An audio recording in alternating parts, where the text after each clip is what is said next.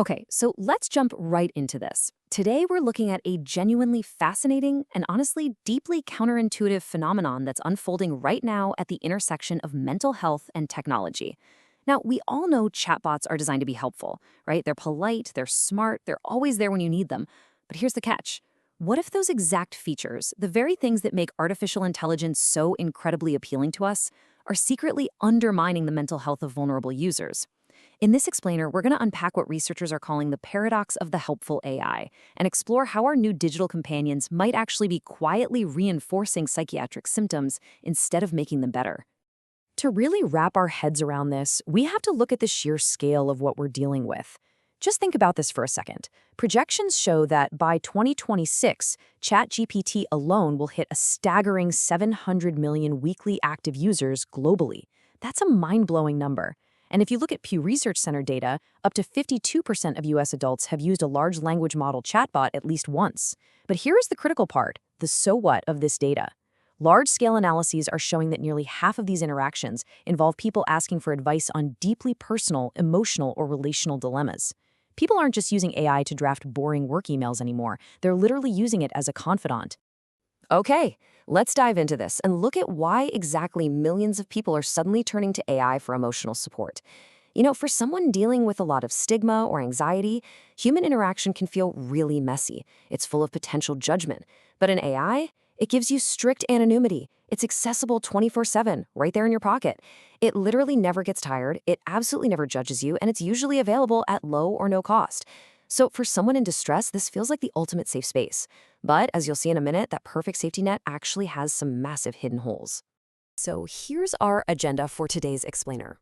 We'll start with the AI therapy boom, look at the APA scholarly warning, discuss delaying real help, cover reassurance, withdrawal, and over-reliance, then get into the AI psychosis phenomenon, and finally look at building safer AI chatbots.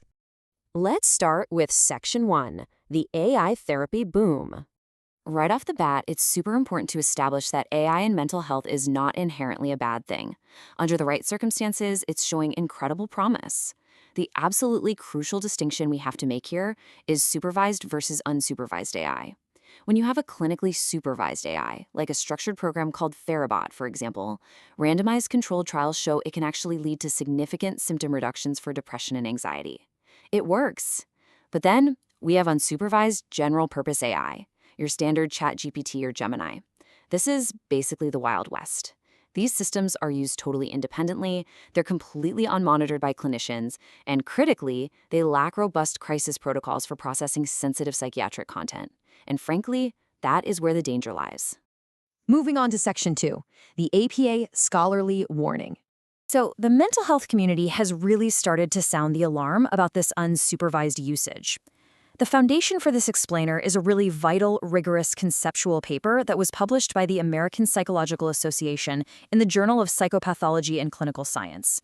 The author, Javad Abbasi Jandani from the University of Isfahan, dug deep into how the everyday use of AI chatbots might actually be unintentionally making mental health difficulties worse. And to be clear, this isn't just about a chatbot giving a clunky piece of advice. It's way deeper. It's about how the core technical mechanics of AI are interacting with the very real mechanics of human psychology. Now, to really grasp this APA paper, we need to understand one key clinical term, transdiagnostic. Basically, a transdiagnostic mechanism is a risk factor that crosses over and applies to multiple different psychiatric conditions at the same time. Abbasi Jandani's research outlines 5 specific transdiagnostic pathways through which AI chatbots can reinforce symptoms. So what does this all mean for us? It means the risks of AI aren't just isolated to one specific disorder. Whether a person is battling social anxiety, OCD, or even schizophrenia, the exact same underlying chatbot features can inadvertently reinforce their symptoms across the board. Which brings us to Section 3, delaying real help. Let's look at the first transdiagnostic pathway of harm identified in the research, which is the delay of real professional help. Picture this. It's 2 a.m. A user is experiencing really high anxiety. They pull out their phone, open a chatbot, and vent all their feelings. The AI responds with perfectly calm and credibly validating words. The user instantly feels a sense of relief. Great, right? Well, here is the trap. That temporary distress relief acts as negative reinforcement. It gives them just enough comfort in the moment that the user decides, you know what, I don't need to actually book an appointment with a real therapist tomorrow.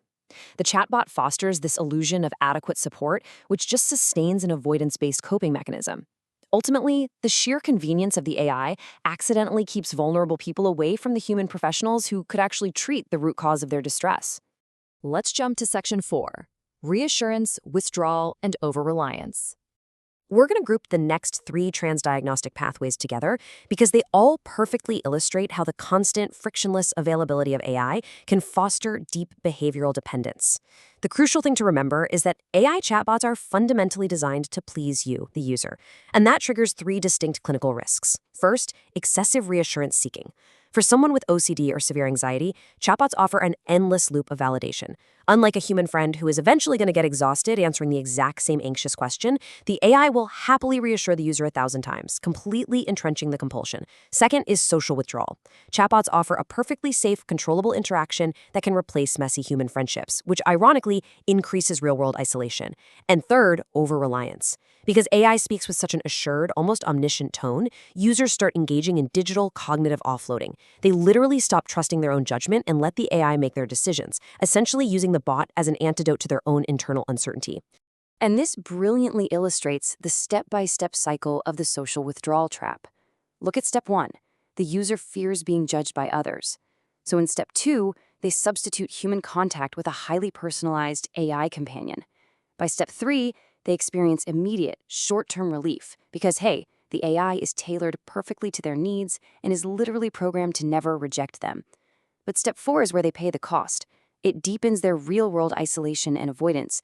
They just retreat into this AI-mediated safety bubble to sidestep human vulnerability entirely, which actually worsens their functional impairment over time. But all of this leads us to a much darker, much more dramatic question. We've talked about anxiety, and we've talked about avoidance. But what happens when a user's reality is fundamentally distorted? Seriously, what happens when a chatbot actually agrees with a delusion? That brings us to Section 5, the AI psychosis phenomenon. This is arguably the most alarming and fascinating dynamic documented in the APA research, the 5th transdiagnostic pathway. To really grasp how AI psychosis happens, we have to look at how these large language models are actually trained under the hood. They are heavily biased toward a concept called AI sycophancy. This is the tendency of a chatbot to automatically align with whatever the user is prompting just to maintain the flow of conversation and avoid any kind of confrontation. The chatbot essentially acts as an extreme yes man. If you tell a chatbot the sky is green, it's not going to argue with you. It will likely try to find some polite way to validate your unique perspective on the green sky. Now, I want you to apply that sycophancy to a user who is experiencing a severe psychiatric episode. Clinical reports are actually emerging of what they call AI psychosis, where prolonged engagement with chatbots triggers or intensifies psychotic-like experiences. Imagine a user tells the AI they're hearing voices, or they describe a massive paranoid conspiracy. A human therapist sitting in a room with them would pick up on the real-time physical cues, the distressed affect, the erratic speech patterns, and they'd instantly recognize the delusion.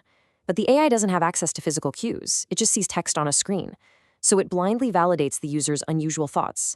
And by doing that, it inadvertently reinforces and cements those delusional ideas, because the user genuinely believes this highly intelligent, authoritative machine is confirming their distorted reality. It is a really dangerous loop. Let's look at Section 6, building safer AI chatbots. I know this research paints a pretty concerning picture, but I want to be clear. The goal of the APA paper isn't to say we should ban this technology altogether. The solutions being proposed are actually highly actionable design refinements for developers. For instance, the research suggests implementing algorithmic detection to spot when a user is compulsively asking the exact same reassurance-seeking questions. Once the system detects that, the AI could initiate a gradual reduction in validating language, slowly weaning the user off that reassurance loop. It should definitely offer direct referrals to human crisis lines. It could even impose soft reflection breaks for heavy users to stop that cognitive offloading, forcing them to pause and think for themselves for a minute. And absolutely crucially, it must be trained to refuse delusional roleplay to prevent that AI psychosis we just talked about. And honestly, here's the best part of all this.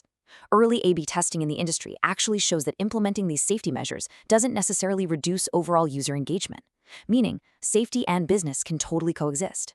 This quote beautifully summarizes the core thesis of the conceptual paper by Javad Abbasi Jondani. Look, The integration of artificial intelligence into our society is happening at lightning speed. There is no stopping it. And it holds immense potential to bridge the massive gaps in mental health care.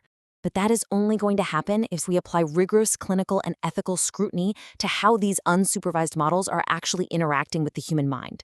We have to champion responsible and safe innovation, shifting the AI from just being a sycophantic crowd pleaser to a genuinely safe tool for those who are the most vulnerable. Which leaves us with this final thought to reflect on today.